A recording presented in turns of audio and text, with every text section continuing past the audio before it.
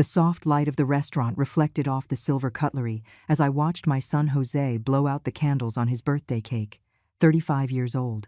35 years since I had held him in my arms for the first time, when he was just a helpless baby who cried in the early hours of the morning, and I would get up without complaint to comfort him. Now there he was, a man who barely looked me in the eye. Paola Mendez, his wife, had spent the entire dinner shooting me looks of contempt every time I opened my mouth to say something. When I mentioned the rice was delicious, she snorted. When I complimented the waiter on his kindness, she rolled her eyes. When I tried to tell Jose about the new neighbor who had moved in next to my house, she interrupted the conversation to talk about their travel plans to Cancun. "Look, Jose, I already booked the hotel on the beach," she said, showing him pictures on her phone, completely ignoring my presence. 5 stars, with a spa included. "We're finally going to relax." I took a sip of my water with lemon and tried to join the conversation. "How lovely, my son. I'm glad you can take a vacation. You both work so hard." It was then that Paola shot up from her chair as if she had received an electric shock. Her eyes filled with a fury that left me breathless. Her face transformed completely, showing a side of her I had never seen in the 4 years she had been married to my son. "I am sick of you and your voice." The scream tore from her throat with a violence that made the glasses on the table tremble. The words crashed against my face like an invisible slap. The entire restaurant fell into absolute silence. Forks stopped midway to mouths. Conversations died. The waiters froze with trays in their hands. Even the background music seemed to fade away to make room for the echo of her poison-filled voice. "I can't stand your stupid comments anymore. I can't stand you coming here and ruining our moments," she continued screaming, her hands flailing in the air like the wings of a crazed bird. Her red dress moved violently with each gesture. "Always meddling in our conversations. Always with your opinions that nobody asked for." I felt the blood rush to my cheeks. The heat of shame burned me from the inside out. My hands began to tremble on the white cloth napkin in my lap. My heart was beating so hard I thought everyone in the restaurant could hear it. The other diners stared at us from their tables with a mixture of morbid curiosity and compassion. An older woman at a table in the back looked at me with understanding eyes, as if she recognized her own pain in me. A young couple whispered to each other as they watched us. The waiters exchanged nervous glances, unsure whether to intervene or stay away. But what hurt me most wasn't the stares of strangers. It was seeing Jose, my only son, the boy I had raised with so much love and sacrifice, sitting there like a stone statue. His eyes avoided mine as if I were an annoying stranger. He didn't say a word to defend me. He didn't raise his voice to quiet his wife. He just sat there, motionless, allowing me to be torn apart in public. "Every Sunday is the same," Paola continued her ruthless attack. "You come with your boring stories, with your advice that nobody wants to hear. You're a burden, a stone in our shoe." Each word was like a knife twisting deeper into my heart. The humiliation burned my throat like acid. How had I gotten to this point? How had the woman who had given her entire life for her family ended up being treated like trash on her own son's birthday? I took a deep breath, trying to find the right words, trying to hold on to what little dignity I had left. "Paola, I don't want to hear another word," she interrupted, her eyes shot with fury. "I'm sick of you, sick of seeing you, sick of pretending I care what you have to say." The silence that followed was deafening. I could hear my own ragged breathing, the ticking of the wall clock, the distant murmur of cars passing on the street. My entire world had been reduced to that moment of absolute pain. Then Jose spoke. My son, my only son, finally opened his mouth. But it wasn't to defend his mother, it wasn't to quiet his wife, it was to drive the final nail into the coffin of my dignity. "Mom," he murmured in a cold voice I didn't recognize.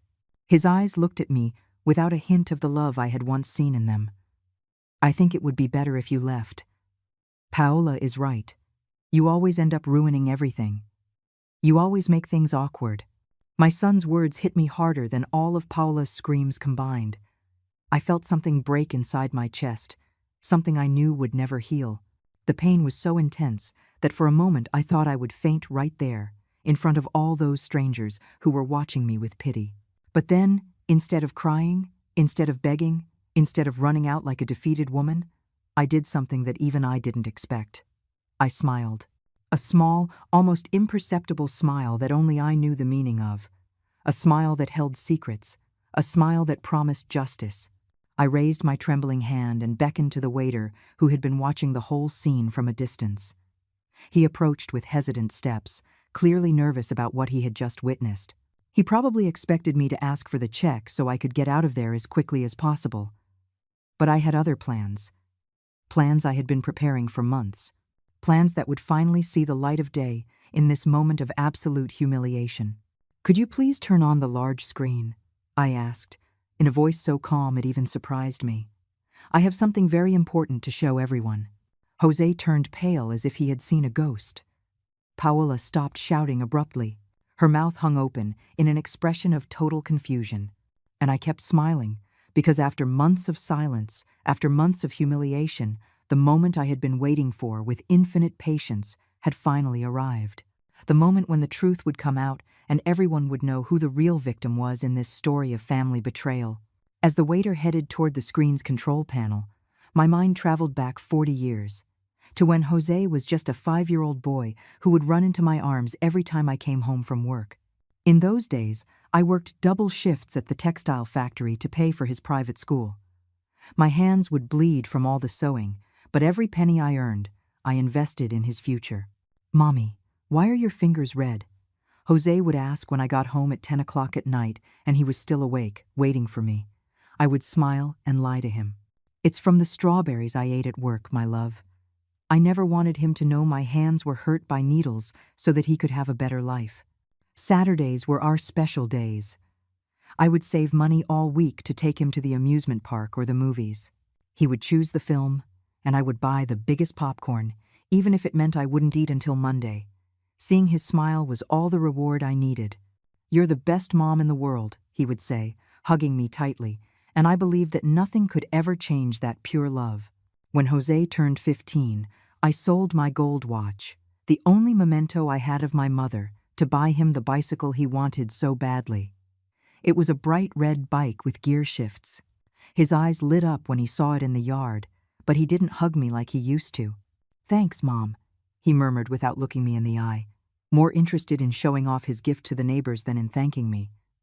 I should have noticed the first change then, but I was blind with motherly love. During college, Jose studied engineering, and I worked 3 jobs to pay for his tuition. I cleaned offices in the early mornings, worked at the factory during the day, and sold tamales at night. My feet would swell so much I could barely walk, but every time Jose called asking for money for books or to go out with his friends, I sent it to him without question. "Mom, I need $50 for a project," he would say on the phone, and I would rush to the bank to withdraw money from my meager savings. He never asked how I was, if I was eating well, if I was resting. He only called when he needed something. But I told myself it was normal, that young people are busy building their future. On his graduation day, I wore my only nice dress. I arrived early at the auditorium and sat in the front row, a disposable camera in my hands because I couldn't afford a digital one. When they called his name, I shouted with excitement and clapped until my palms hurt. But when Jose walked onto the stage, he didn't look for me in the crowd. His gaze went to the back, where his college friends were sitting, those boys from wealthy families who always looked at me with contempt when I visited them at their dorm.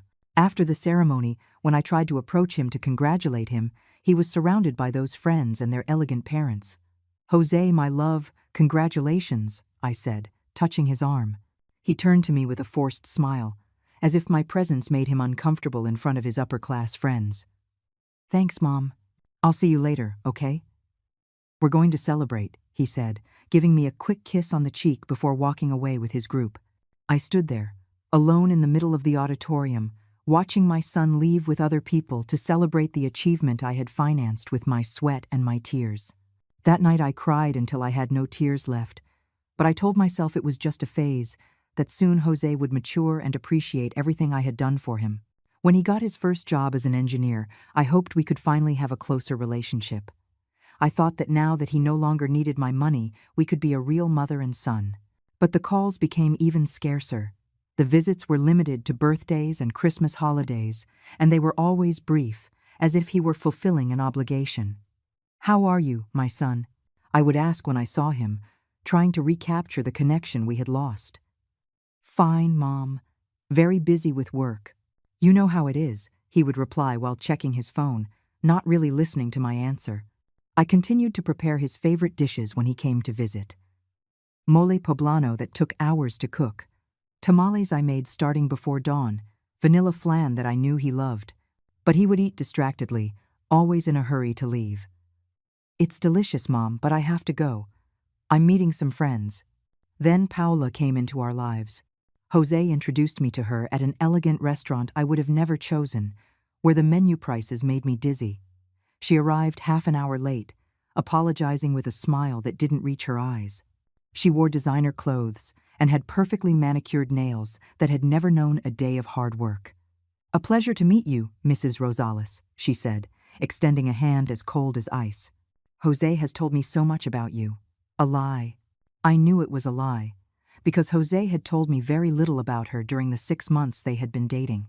I only knew that she worked in marketing and came from a well-to-do family, as he would say with pride, as if that were more important than having a good heart.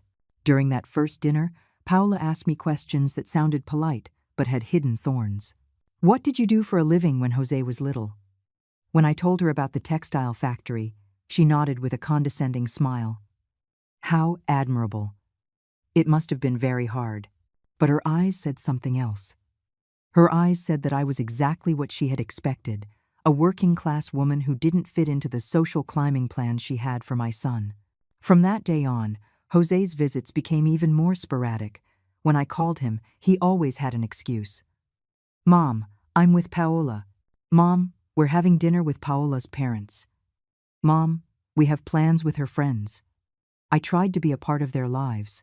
I gave them homemade gifts, invited them for meals, tried to get to know Paola better, but she always found a way to make me feel out of place. When I brought them tamales, she would say, "Oh, how delicious, but we're trying to eat healthier." When I gave them something I had knitted, she would smile and say, "What a traditional gift." On their wedding day, I spent all my savings on a worthy gift, a set of porcelain dinnerware I had seen in the window of an elegant shop. It was beautiful, with golden flowers on the edges. I thought Paola would appreciate it, that she would finally understand that I could also give fine things. But when she opened the gift at the gift table, in front of all the guests, her expression was one of barely concealed disappointment. "How nice," she murmured, and quickly set it aside to open the next gift. I later found out from a cousin that she had seen the dinnerware at a garage sale 6 months later, with the price tag still on it. That night, in the solitude of my home, I wondered what I had done wrong. At what point did the boy who told me I was the best mom in the world turn into a stranger who was ashamed of me? When did I stop being the woman who had sacrificed everything for him and become a nuisance to be tolerated at family holidays? But I kept waiting. I kept believing that one day Jose would remember who had been there when no one else was. I kept thinking that the love I had given him for so many years would eventually return to me. How wrong I was. And the worst part is, I hadn't seen anything yet compared to what was to come. It all started with a yellow envelope that arrived at my house on a Tuesday morning. The mailman rang the bell while I was watering my geraniums in the yard.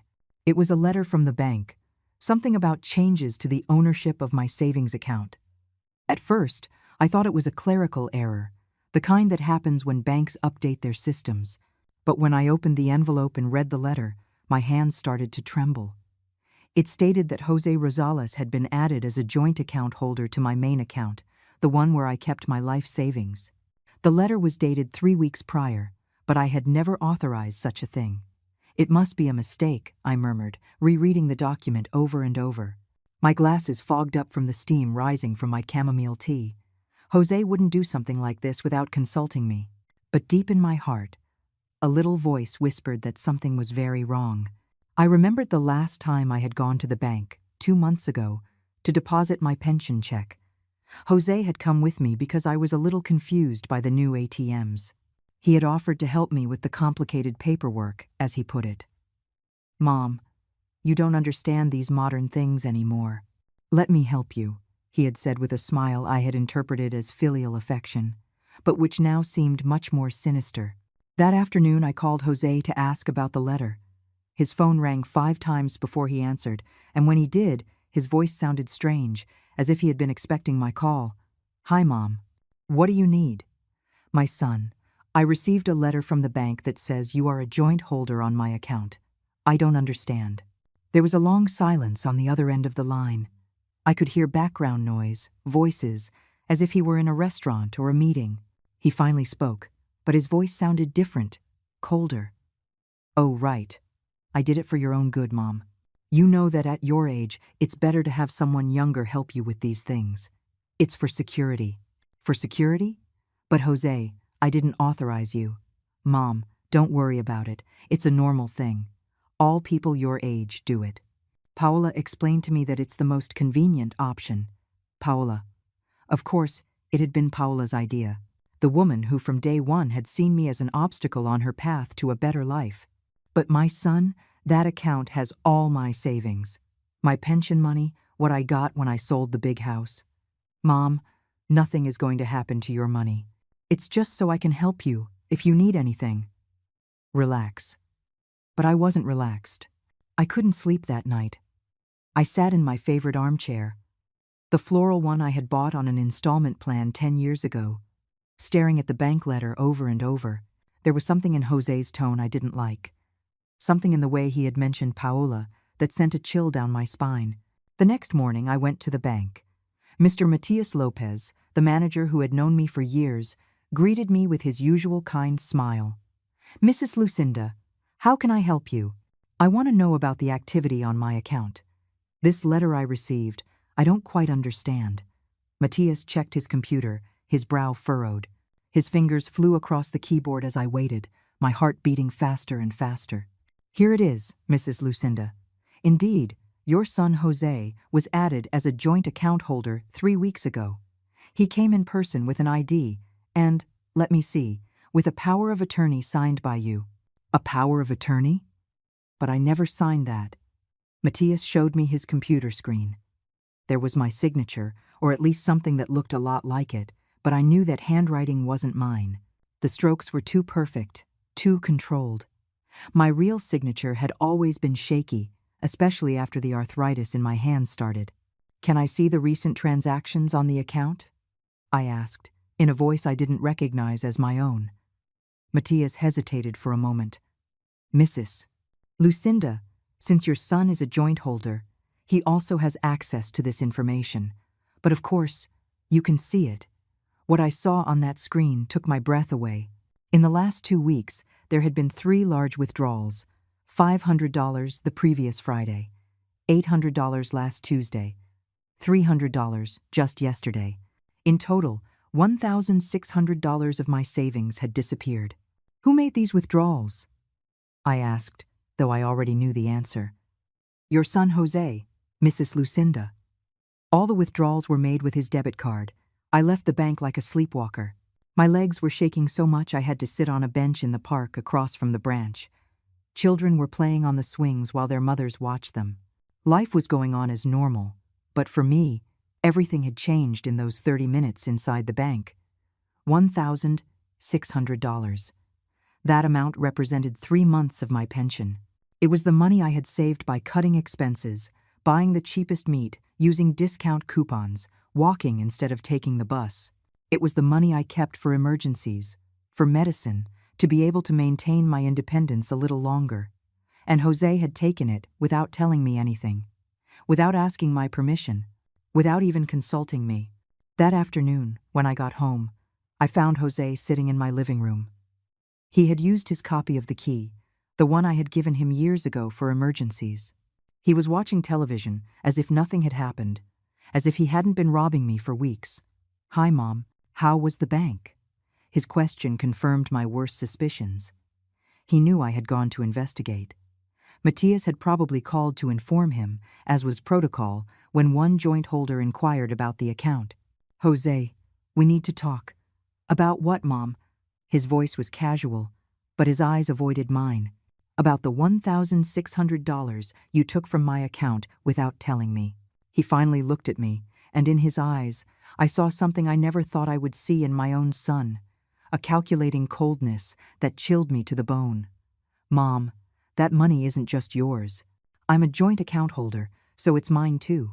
Besides, I needed it for some important things. Important things? What could be more important than consulting your mother before taking her money? Jose got up from the sofa with an exaggerated sigh, as if I were a capricious child throwing a tantrum. Mom, don't be dramatic. It's just money. Besides, when you're gone, it's all going to be mine anyway. I'm just getting a head start. His words hit me like a punch to the gut. When you're gone. My own son was talking about my death as if it were something he eagerly awaited, as if I were a temporary obstacle on his path to an inheritance. Jose, that money is for my expenses, for my medicine, for my food. Mom, please, you live so modestly. You don't need that much money. I can manage it better than you. Manage it? By spending it on what? Things you wouldn't understand. Investments. Business opportunities. Paola and I are building our future. There it was again. Paola, the woman who had poisoned my son against me, who had filled his head with ideas that my money was also his, who had taught him to see me as a resource to be exploited instead of a mother to be loved. I want you to put that money back in the account, Jose. My son looked at me with a smile that was anything but affectionate. It was the smile of someone who knows they have all the power and has no intention of giving it up. I'm not putting anything back, Mom. That money is already invested. Besides, like I said, legally I have every right to use it. He walked towards the door, but before leaving, he turned to say something I will never forget. And Mom, I suggest you don't make a big deal out of this. It would be very easy to prove that at your age, you no longer have the mental capacity to manage your own finances. Very easy. The threat hung in the air like poison after he left. I stood in my living room, trembling, understanding for the first time that the child I had raised with so much love had become a stranger capable of blackmailing and robbing me. But what Jose didn't know was that his mother had not reached the age of 69 by being naive. That night, while he was probably celebrating the success of his first scam with Paola, I sat at my kitchen table with a notebook and a pen. It was time to start documenting everything. It was time to prepare for a war that my own son had declared against me, and I planned to win it. The days after that conversation with Jose felt like walking on quicksand. Every morning I would wake up hoping it had all been a nightmare, that my son was still the loving boy who would hug me and tell me I was the best mom in the world. But reality would hit me every time I looked at my savings passbook and saw the numbers dwindling without my authorization. I became an expert at checking my bank statements. Every strange movement, every unauthorized withdrawal, every transaction I didn't recognize was recorded in my red-covered notebook. It was a notebook I had bought to write down recipes, but it had now become the file for my own son's betrayals. For the first 2 weeks after our confrontation, Jose didn't call me once. It was as if he had decided that, once he had secured access to my money, he no longer had any reason to keep up appearances with me. I would dial his number, and it would always go to voicemail. The number you have dialed is not available at this time. The nights were the worst. I would lie awake in my bed, staring at the ceiling and remembering every moment of his childhood, trying to find the exact point where everything had started to change. Was it when he started college? When he met Paola? Or had it been much earlier, and I had been so blind with motherly love that I hadn't noticed? One afternoon, while cleaning the house to keep my mind busy, I found an old box under my bed. It was filled with letters and drawings Jose had made for me when he was little. To the best mom in the universe, one of the drawings said in uneven letters, "I love you to infinity," said a letter he had written me at the age of 8 after a fight, because I wouldn't buy him an expensive toy. I cried over those yellowed papers until I had no tears left. Where was that boy who loved me to infinity? What had I done wrong to lose him so completely? It was around that time that I started noticing strange things in the neighborhood. Mrs. Claudia Lopez, my next-door neighbor, mentioned that she had seen Jose several times lurking around my house when I wasn't home. "I saw him taking things from your backyard last Friday. Lucinda, I thought you had asked him to do it, but since I didn't see you around—" "What things?" I asked, my heart racing. He took that large talavera planter you had by the back door, the blue one with yellow flowers. And I also saw him load some boxes into the car. The talavera planter. It was an antique piece that had belonged to my grandmother, one of the few valuable things I had left. I ran to the backyard, and sure enough, it was gone. In its place was just a circular mark on the concrete where it had stood for the last 15 years. That night I searched the entire house, looking for what else was missing. The silver cutlery set I had inherited from my Aunt Martina was gone from the dining room drawer. The bronze candlesticks that were always on the fireplace mantel were no longer there. Even my jewelry box, which only contained a few modest pieces but with sentimental value, had been completely emptied. Jose had a key to my house. He had been coming in and taking my things little by little, probably selling everything to finance his new life with Paola. The next day, I went to the hardware store and had all the locks changed. Mr. Osvaldo Perez, the owner, looked at me with concern as he worked. "Is everything all right, Mrs. Lucinda? Did you have a problem with burglars?" "Yes," I said, and it wasn't a lie. I had a problem with burglars. But changing the locks didn't stop Jose. A week later, Claudia called me, alarmed. "Lucinda, your son is here with a locksmith. He says you asked him to open the door because you lost your keys." I rushed home, and sure enough, there was Jose with a man holding tools to open locks. When he saw me arrive, Jose smiled as if nothing was wrong. "Hi, Mom. Why did you change the locks and not give me a copy? I thought you'd lost your keys." "I didn't lose anything, Jose. I changed the locks because I don't want you coming into my house without permission." The locksmith looked at us uncomfortably, clearly realizing he was in the middle of a family problem. "Ma'am, do you want me to open the door or not?" "No," I said firmly. "I do not." Jose paid the locksmith and sent him away. But he didn't leave. He stood on my doorstep, looking at me with those cold eyes I no longer recognized. "Mom, this is ridiculous. I'm your son. I have a right to enter your house." "No, Jose, you don't have a right to come in and steal my things." "Steal? I'm not stealing anything. I'm just taking things that are going to be mine anyway." There it was again, that horrible phrase. "They're going to be mine anyway." As if my death were just an annoying formality he had to wait for. Those things are mine as long as I'm alive, Jose, and I plan to live for many more years. My son laughed, but it wasn't a joyful laugh. It was a cruel laugh, full of contempt. "Mom, at your age, you never know. Things can change very quickly." The implied threat in his words made me tremble. Was my own son wishing for me to die soon so he could inherit what little I had left? I couldn't sleep that night. I sat by my bedroom window, watching the street, fearing that Jose would come back with more locksmiths or that he would simply decide to break a window to get in. There was something in his behavior that scared me deeply. It was no longer just greed. It was something darker, more dangerous. The withdrawals from my bank account continued. Every week, new transactions that I hadn't authorized appeared. $300 here, $500 there. My pension barely covered my basic expenses, and Jose was taking all my emergency savings. I tried talking to the bank again, but Matias Lopez explained that legally, they couldn't do anything as long as Jose remained a joint account holder. "Mr. Jose has the same authority over the account as you do, Mrs. Lucinda. I'm sorry, but I can't stop the withdrawals. But that money is mine. I saved it for years. I understand your frustration, ma'am, but from a legal standpoint, you are both owners of the funds." I left the bank feeling a desperation I had never experienced before. Not only was I losing my money, but the entire system seemed to be on Jose's side. He had the law on his side. He had the documents that proved his right to my account. He had all the power, and I had nothing but my word against his. But then I remembered something Matias had said during my first visit. Jose had presented a power of attorney to become a joint holder on my account, a document I had supposedly signed, but which I knew was a forgery. That afternoon I took the bus downtown and looked for the notary's office that was on the document's seal. It was a small office in an old building, run by an elderly notary named Lorenzo Godinez. "I need information about a document I supposedly signed here 2 months ago," I said, showing him the copy of the power of attorney.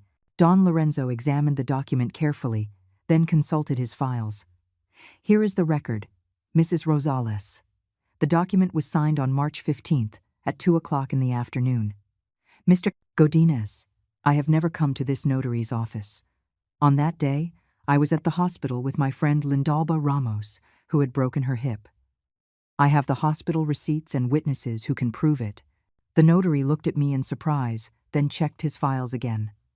That's very strange, ma'am. According to my records, you were here in person, presented your identification, and signed the document in front of me. Can you describe the woman who signed? Don Lorenzo hesitated, clearly uncomfortable. She was a woman of about your age, but now that I see you, there are differences. The woman who came had darker hair. She was a little taller.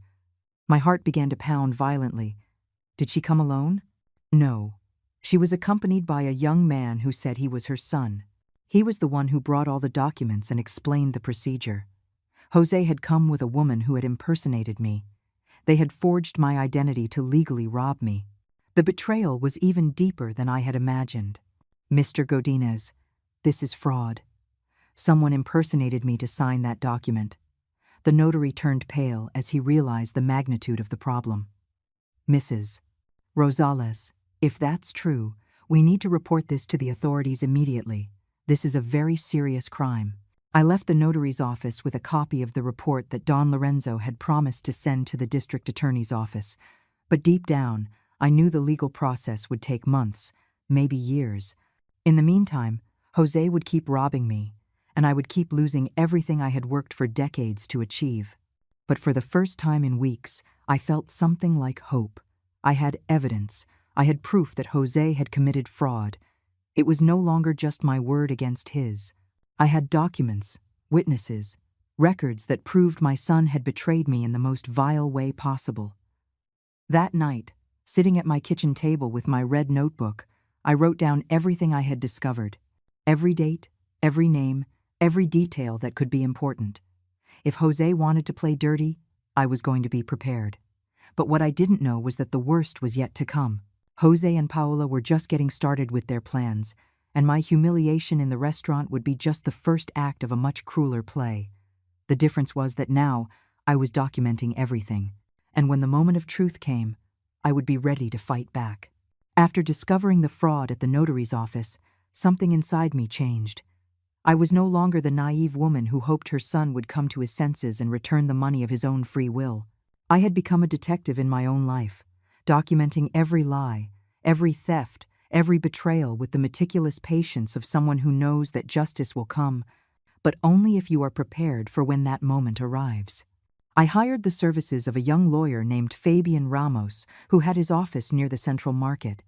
He was a serious man with thick glasses who listened to me attentively as I told him the whole story. When I finished speaking, he leaned back in his chair and sighed. Mrs. Lucinda, what your son did is document fraud and abuse of trust. These are serious crimes that could land him in jail. But we need to build a solid case before we proceed. What do you need me to do? Document everything, every unauthorized withdrawal, every item he has taken from your house, every time he has used false documents. We need to create a pattern that shows this was not a misunderstanding, but a planned scam. I left that office with a clear mission. For the following weeks, I became a silent shadow, gathering evidence of my own son's crimes. First, I went to the bank every 3 days to print updated account statements. Matias Lopez no longer looked at me with pity. Now there was respect in his eyes when he saw me arrive with my folder full of documents organized by date.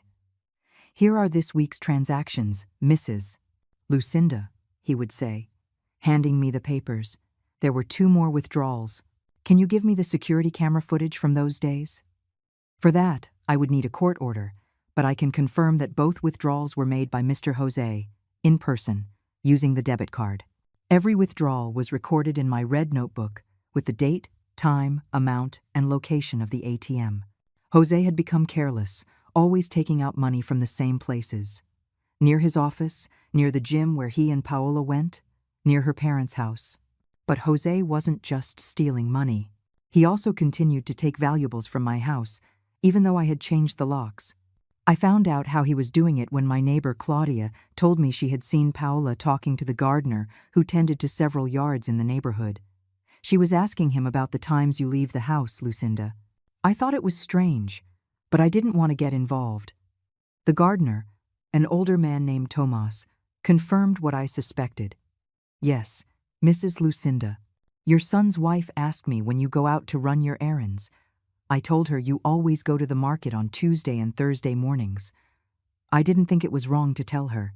Now I understood how Jose knew exactly when my house would be empty. He had been using that information to get in through the back window, which had an old lock that was easy to force. I installed a small camera that I bought at an electronics store. It was a simple device that was activated by motion and recorded onto a memory card. I hid it among the plants in the backyard, aimed at the window Jose used to get in. The first recording I got broke my heart, but it also gave me the evidence I needed. There was my son, my own son, forcing open the window of my house like any common thief. But what hurt the most was seeing that he wasn't alone. Paola was with him, laughing as he put my things into bags. Are you sure she's not coming back? Paola's voice could be heard on the recording. Relax, she always takes 2 hours at the market. We have plenty of time, Jose replied as he wrapped my antique wall clock in a towel. I watched them take my grandmother's clock, the porcelain tea set I had inherited from my aunt, even the family photographs that had silver frames.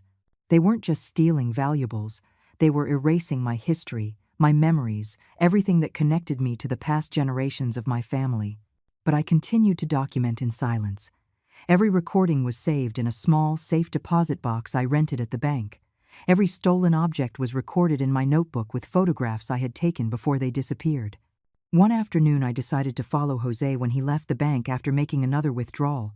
I took a taxi and asked the driver to keep a distance as we followed my son's car. Jose drove directly to an upscale mall in the most expensive part of the city. Wait for me here, please, I told the taxi driver. I'll be back in an hour. I went into the mall and looked for Jose among the stores.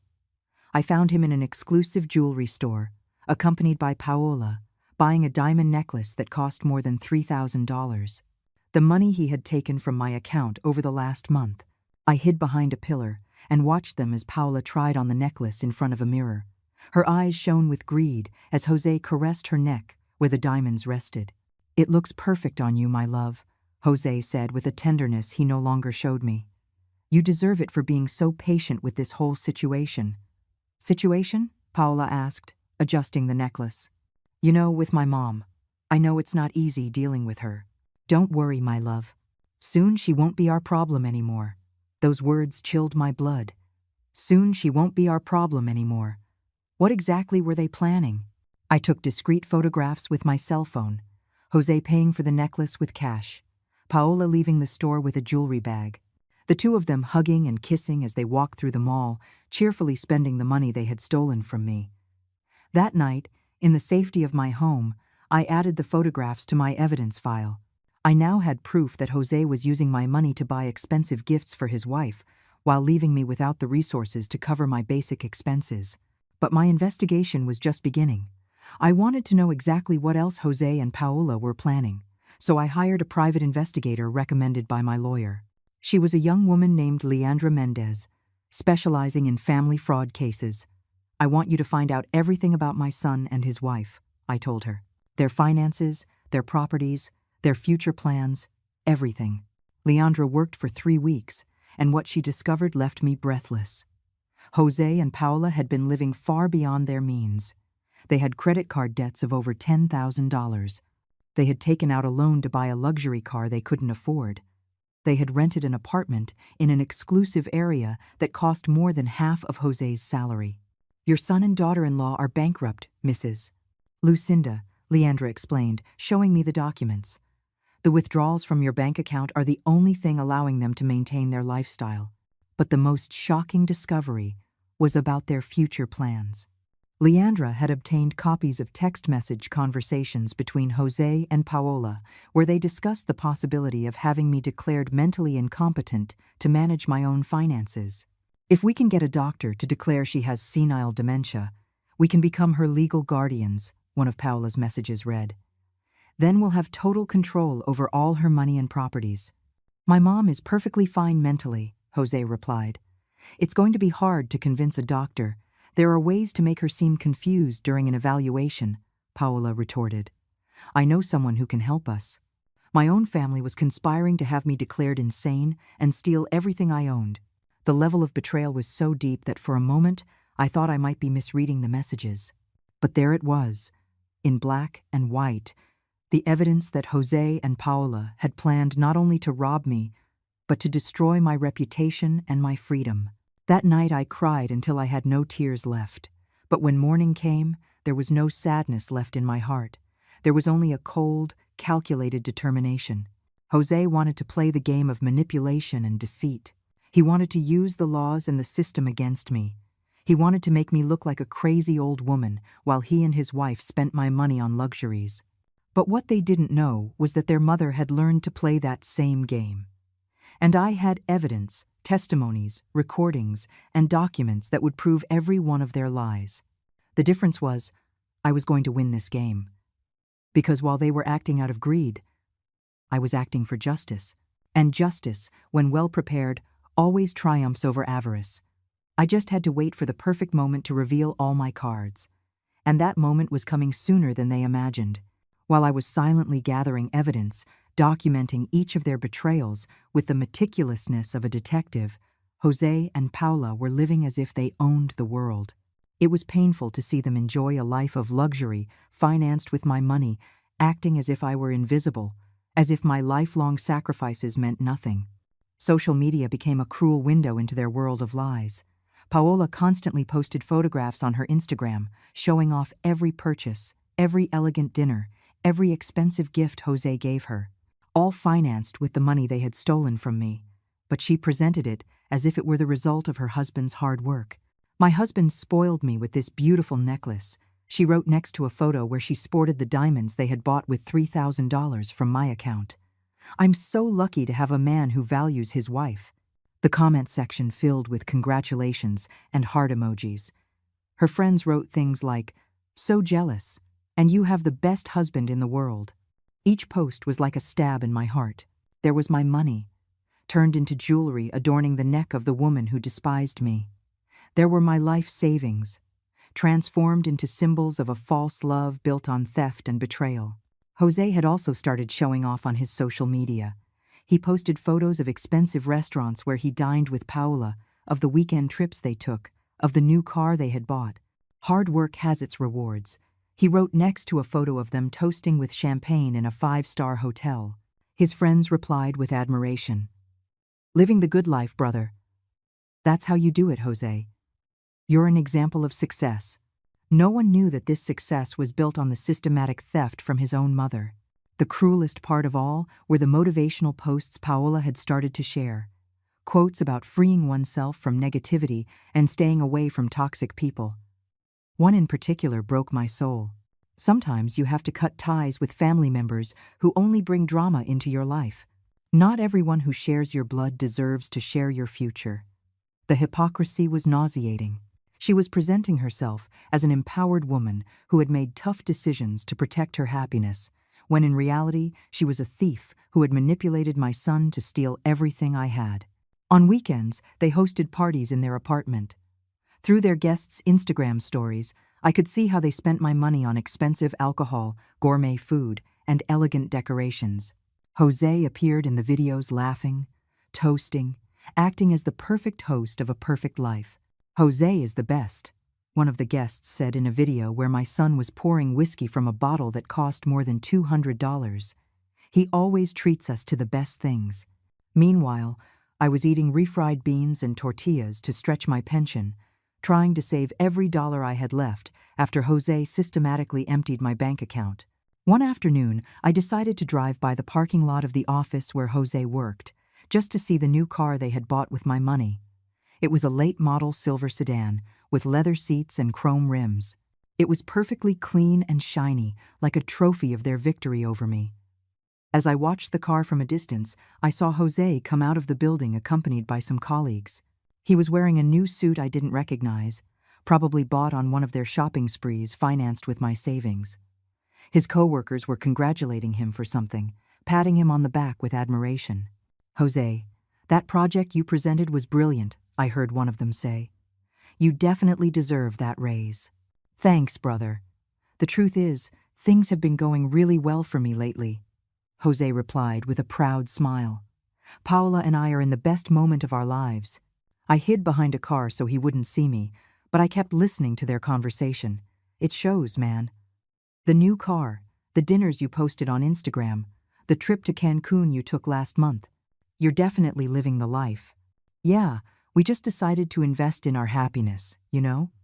We no longer allow other people's negativity to affect our plans. Other people's negativity, that's how Jose referred to his own mother. As if I were an annoying stranger, and not the woman who had sacrificed everything to give him the opportunities he now enjoyed. I watched them get into the car they had bought with my money and drive away into their life of lies. Jose drove with the window down, music blasting, without a hint of guilt or remorse on his face. That night I checked their social media again and found a new post from Paula that made me tremble with rage. It was a photo of her at a spa, getting a facial. Relaxation day after a very stressful week, she had written. Sometimes you need to disconnect from all the family drama and focus on your mental well-being. Family drama. That's what she called the fact that I had discovered they were robbing me.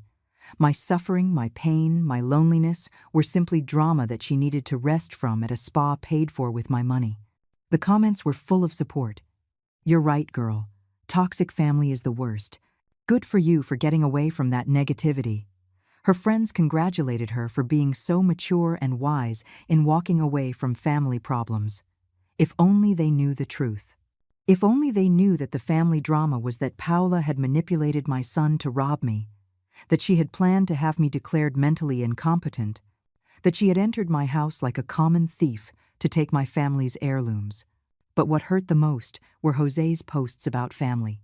Every now and then, he would post old photos from when he was a child, accompanied by reflections on learning to value the right people in your life. He once posted a photo of himself when he was 10 years old, next to a text that said, "Growing up, you realize that family isn't always who shares your blood, but who shares your values and respects your decisions." The irony was cruel. He talked about values while he was robbing me. He talked about respect while he was humiliating me. He talked about family while he was conspiring to destroy me. His friends commented on these posts with admiration. So mature, Jose. It's true. You choose your family. You're so right, brother. No one knew that behind those wise words was a son who had betrayed his mother in the most vile way possible. No one knew that his maturity consisted of stealing the savings of the woman who had raised him with so much love. One night, while checking Paula's Instagram stories, I saw her at an extremely expensive restaurant celebrating her birthday. Jose had organized an intimate party with their closest friends.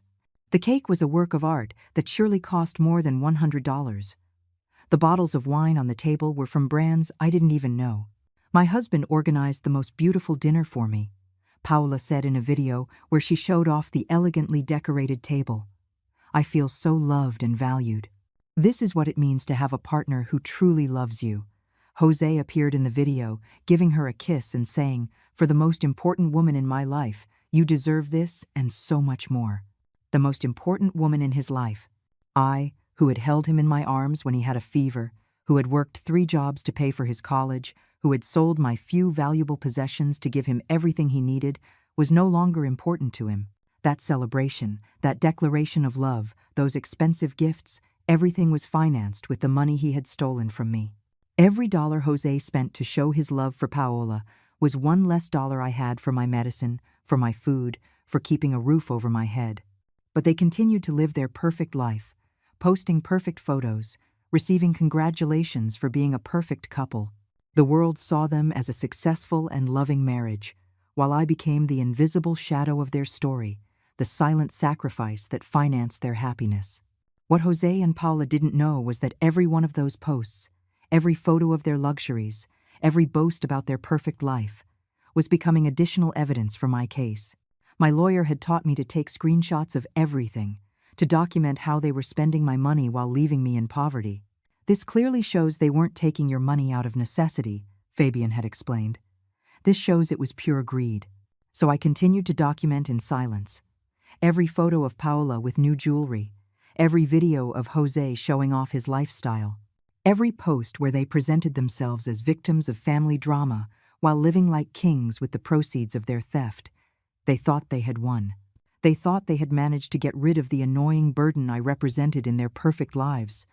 They thought they could keep stealing from me indefinitely while I remained quiet like a silent victim. But they were very wrong, because while they were celebrating, I was preparing the sweetest revenge of all, the truth. And that truth was about to explode in their faces in the most public and humiliating way possible. Jose's birthday was coming up, and I had a special surprise prepared for him. A surprise that would end his life of lies, once and for all. The waiter nervously approached the control panel, as the entire restaurant remained silent, watching the family drama unfold before their eyes. Jose had gone completely pale, and Paola was speechless for the first time since her furious outburst began. They both stared at me, as if they had just seen a ghost. "What are you doing, Mom?" Jose murmured, his voice trembling with panic. I maintained my serene smile, the one I had practiced for months while documenting every one of their betrayals. "I just want to share something special with everyone on my son's birthday." The large screen flickered on with an electric hum. First, the restaurant's menu appeared, then the screen went black, and finally, the video I had so carefully prepared began to play. The first image was a photograph of Jose when he was 5 years old, smiling in my arms. My voice began to narrate over the image. "This is the story of a mother who loved her son more than her own life." "Turn that off," Paola shouted, jumping out of her chair, but the waiter didn't know what to do and looked to me for instructions. "Let it play, please," I said calmly. The video continued, showing photographs of Jose's childhood interspersed with bank documents. My voice explained how I had worked 3 jobs to pay for his education, how I had sold my possessions to give him everything he needed, how I had saved every dollar thinking of our future. And so my narration continued as the bank statements with the unauthorized withdrawals appeared on the screen. My son and his wife decided it was time to cash in on all those years of sacrifice. The restaurant patrons watched, mesmerized. Some took out their phones to record what was happening. Jose tried to get up to head for the control panel, but I raised my hand. "If you turn off that video, Jose, tomorrow I will file all the fraud documents with the district attorney's office. Everything is ready, just waiting for my decision." Jose froze. He knew I wasn't bluffing. The video then showed the security footage of Jose and Paola entering my house like thieves. The image was clear. There they were, forcing my window, stealing my most precious belongings, laughing as they packed up my family's memories. A murmur of outrage swept through the restaurant. "How horrible!" an elderly woman exclaimed from a nearby table. Stealing from his own mother. But the best was yet to come. The video showed the screenshots of Paola and Jose's social media, flaunting the luxuries they bought with my money. The diamond necklace, the expensive dinners, the trips, the new car, all while I was eating beans and rice to stretch my pension. "This is what my son considers hard work," my voice said, as the images flashed one after another. Stealing from his mother, and then bragging on the internet about the fruits of that theft. Paola had started to cry, but they were not tears of remorse. They were tears of rage and humiliation. Her perfect image, her reputation as a successful woman, it was all crumbling in front of dozens of witnesses. The climax of the video arrived when it played excerpts of the text conversations between Jose and Paola, where they planned to have me declared mentally incompetent. Their own words condemned them. "If we can get a doctor to declare she has senile dementia, we can become her legal guardians." The silence in the restaurant was sepulchral. Even the waiters had stopped working to watch the screen. Jose's hands were trembling, and he was breathing as if he had run a marathon. "This is slander," Paola finally shouted, desperately trying to salvage some dignity. "She's making all this up because she's jealous of our happiness." But her defense sounded hollow after seeing the evidence. The photographs, the bank documents, the security recordings, the text messages, it was all irrefutable. The video ended with an image of me, taken that very week, sitting in my kitchen with a cup of tea. My voice concluded, "I just wanted everyone to know who my son, Jose Rosales, and his wife Paola Mendez really are, so that when you see them showing off their perfect life on social media, you remember where the money to finance it came from." The screen went dark. and the restaurant remained silent for several seconds that felt like an eternity. Then the murmurs began, the whispered conversations, the looks of contempt directed at Jose and Paola. How could they do that to their own mother? A young woman commented to her companion. What scoundrels! An older man exclaimed from another table. Jose tried one last desperate defense. Mom, you don't understand. We were going to pay you back all the money. We were just managing it better. My laugh was soft, but heavy with a deep sadness. Managing it? Is that what you call stealing $3,000 to buy a necklace? Is that what you call planning to have me declared insane to take everything I own? Paola stood up abruptly. She couldn't take any more of the humiliation. Let's go, Jose. We don't have to put up with this. But Jose didn't move. He was calculating the consequences, understanding that his world had just collapsed in front of dozens of witnesses who were already uploading videos to their own social media. Sit down, Paola, I said with an authority I hadn't used in years. Because we're not finished. I took a thick folder full of documents from my purse. I have here copies of everything you just saw, plus additional evidence I didn't include in the video. Forged contracts, appraisals of stolen items from my house, witness statements. Jose finally spoke, but his voice was barely a whisper. What do you want, Mom? I want you to return every dollar you stole from me. I want you to bring back every object you took from my house. And I want you to stay out of my life forever. And if we do that? He asked in a broken voice. If you do that, I will consider not pressing the criminal charges that would send you both to jail for several years. The proposal hung in the air like a sword of Damocles. Jose and Paola looked at each other, understanding they had no other choice. Their perfect life, built on lies and theft, had just ended in front of the whole world. And I sat there, in my chair, feeling for the first time in months that justice existed. I hadn't screamed, I hadn't stooped to their level. I had simply let the truth speak for itself, and the truth was more powerful than all their lies combined. The days following Jose and Paola's public collapse were like watching a house of cards built on sand fall apart. Everything they had built with my stolen money crumbled with a speed that surprised even me. The truth, once released, spread everywhere like an unstoppable fire. The video from the restaurant had gone viral on social media. Someone had uploaded it to TikTok with the title, "Son and daughter-in-law rob grandma and are publicly exposed," and in less than 24 hours it had 500,000 views. The comments were ruthless. What disgusting people.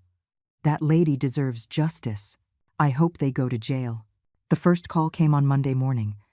It was Jose, with a voice I didn't recognize. He sounded broken, desperate, completely different from the arrogant man who had threatened me weeks ago. Mom, please, we need to talk. We already talked at the restaurant, Jose. I think it was very clear. Please, Mom, people are harassing us. Paola can't even leave the house. They already know what happened at my work. My boss called me into his office to ask if it was true that I had stolen from my mother. The desperation in his voice was palpable, but I remained firm. And what did you tell him? I told him it was a misunderstanding, that you're confused, but he didn't believe me. Mom, they're going to fire me. I can't lose my job. You should have thought of that before you became a thief, Jose. There was a long silence on the other end of the line. I could hear Paola crying in the background, shouting something I couldn't make out. Mom, I never wanted things to go this far. At first, I was just going to borrow the money. I was going to pay you back. Borrow? Without asking my permission? By forging documents? By breaking into my house like a thief? It was Paola's idea. She convinced me that you didn't need that much money anymore, that we could invest it better. For the first time in years, Jose was blaming his wife instead of defending her. The pressure was turning them against each other. Don't give me excuses, Jose. You made the decisions. You signed the fake documents. You broke into my house to steal. But I'm your son, he suddenly shouted, as if that were a magic card that erased all his crimes. A son doesn't steal from his mother. A son doesn't plan to have her declared insane to take her assets. A son doesn't allow his wife to humiliate his mother in public. I hung up the phone and didn't answer the 30 calls that followed. Jose and Paola's problems multiplied quickly. The bank had frozen my account after I filed the formal fraud complaint. This meant Jose could no longer take out money, but it also meant that all the automatic payments they had set up started to bounce. Their elegant apartment, the new car, the credit cards they had been paying off with my money, everything went into delinquency overnight. Leandra Mendez, my private investigator, kept me informed of every development. Your daughter-in-law tried to sell the diamond necklace, but the jewelry store refused to buy it when they saw the viral video, Leandra reported to me by phone. Apparently, the owner of the store doesn't want to be associated with the scandal. And the car? The finance company has already started the repossession process. Since they can't make the payments, they're going to take it away at any moment. Sure enough, a week later I saw on some neighbor's social media how a tow truck was taking away the silver sedan from the parking lot of their apartment building. Jose ran out after the tow truck, shouting and waving his arms, but there was nothing he could do.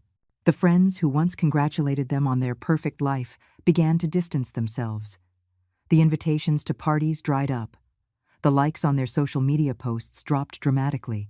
Paula had to temporarily close her Instagram account after receiving thousands of negative comments from people who had seen the video. Thief. Shameless. Give the lady her money back. The comments had become relentless. Jose also faced consequences at his job. His boss, Mr. Lorenzo Perez, was an older man who valued personal integrity highly. When he saw the video and verified that it was all true, he had no choice but to fire Jose. I can't have someone in my company who steals from his own mother, he told Jose, according to one of his former co-workers who knew me. What guarantee do I have that he won't steal from me? Without a job, without a car, without savings, and with their reputations destroyed, Jose and Paula began to despair. They tried to move into a cheaper apartment, but landlords rejected their application as soon as they searched their names online and found the viral video. That's when the desperate attempts at reconciliation began. First came the letters, handwritten notes that Jose would slide under my door when I wasn't home. Mom, forgive me. I know I was wrong. I'm willing to give you everything back, but I need you to drop the charges. I can't get the money you need without a job.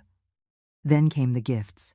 Cheap flowers from the market, chocolates from the corner store, small tokens he had never given me before, but which he now desperately hoped would soften my heart. Finally, he appeared in person, knocking on my door one Saturday morning. When I opened it, I almost didn't recognize him. Jose had lost weight, had deep dark circles under his eyes, and his clothes looked wrinkled as if he had slept in them. Mom, please, just 5 minutes. Against my better judgment, I let him in.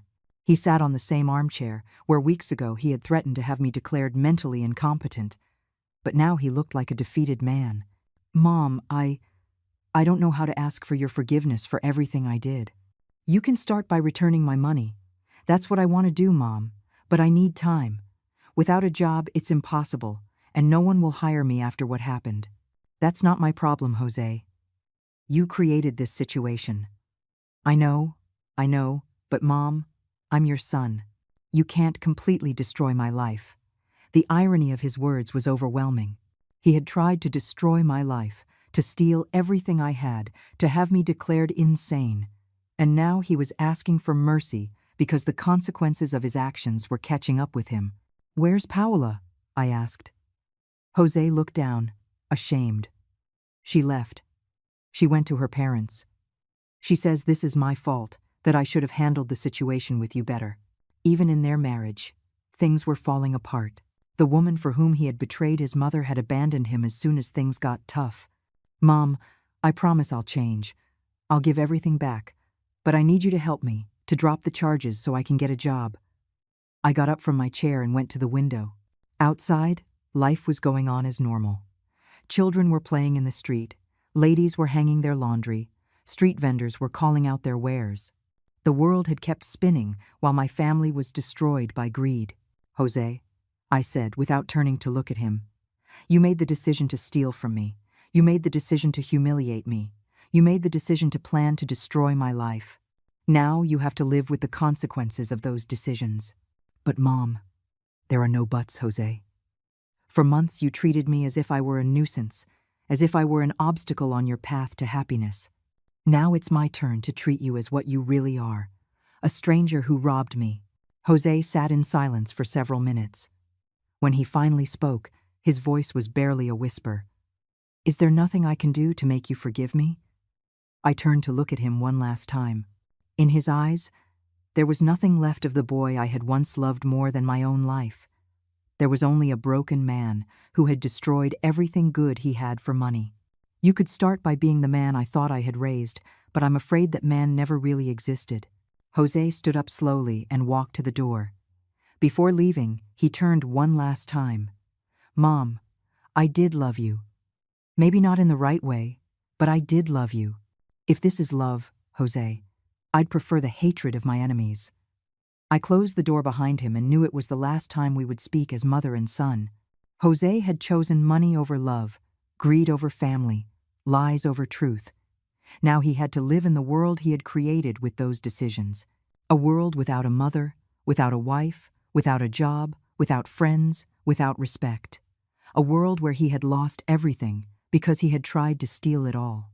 6 months after Jose's collapse, my life had found a peace I hadn't known in years. The stolen money was gradually returned through a legal settlement supervised by my lawyer, Fabian. Jose had to sell everything he had bought with my savings.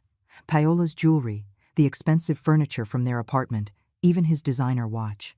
The legal process ended with Jose serving community service and probation. Paola, who had been an accomplice to the fraud, received the same sentence. Their marriage did not survive the pressure. They divorced before the end of the year, blaming each other for the debacle they had created. With the recovered money, I bought a small house on the outskirts of the city. It had a garden where I planted tomatoes, chili peppers, and herbs. Every morning I would water my plants while drinking chamomile tea from a cup that had belonged to my mother. The house had 2 bedrooms, but I only used one.